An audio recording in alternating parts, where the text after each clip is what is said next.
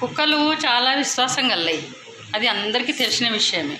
కానీ కుక్కలలో కూడా కొన్ని కుక్కలు విశ్వాసాన్ని కోల్పోతూ ఉంటాయి. అలాగనే ఈ మనుషులలో కూడా అంతే.